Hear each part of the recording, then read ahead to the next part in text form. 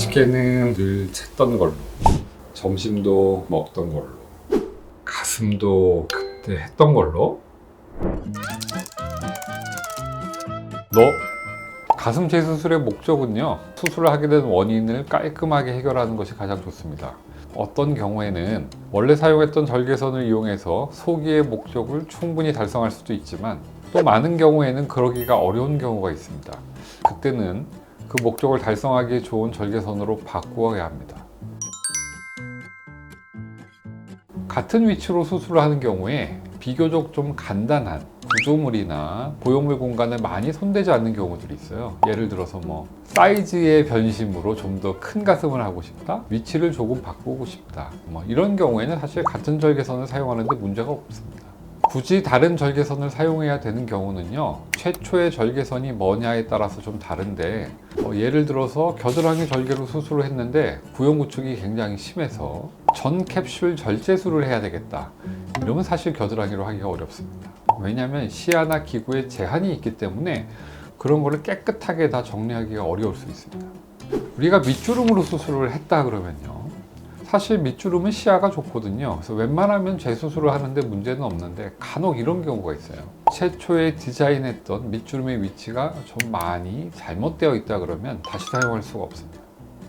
유륜을 하는 경우는요, 사실 유륜은 시야가 좋아서 굉장히 용이합니다. 그런데 이전에 유륜으로 여러 번 수술을 했다, 흉터화되어 있고 딱딱해 있는 조직들이 많아요. 그러다 보면 유두나 유륜의 모양이 뒤틀어질 수도 있거든요. 반복적으로 수차례 이상 계속하는 것은 바람직하지 않습니다.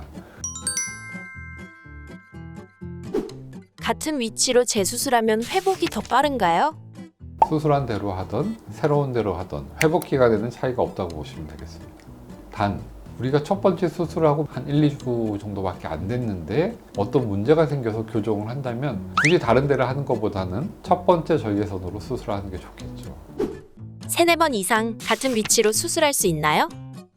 겨드랑이나 밑선을 다시 수술한다 그러면 같은 절개선을 서너 번 이상 사용하는 게 문제가 없을 것 같고요. 유륜을 서너 번 이상 계속한다, 그건 좀 좋지 않습니다.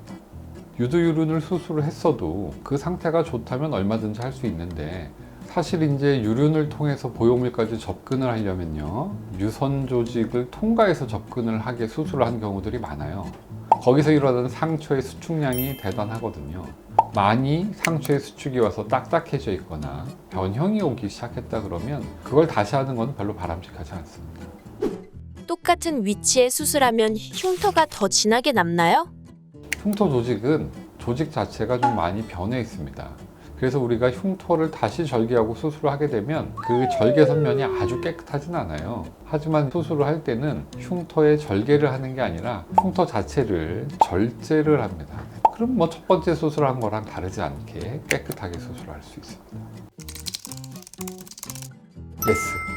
이런저런 이유로 보형물을 제거만 한다 그러면요, 사실 제거하는 술식은 어렵지 않습니다. 기존의 절개선으로 얼마든지 제거할 수 있고 굉장히 빠르게, 간단하게, 안전하게 제거할 수 있거든요. 단지 보형물만 빼는 것이 아니라 염증이 심하거나 전 캡슐 절제술을 해야 되거나 이러면 그때 케이스에 맞추어서 다른 절개선을 이용해야 될 수도 있습니다.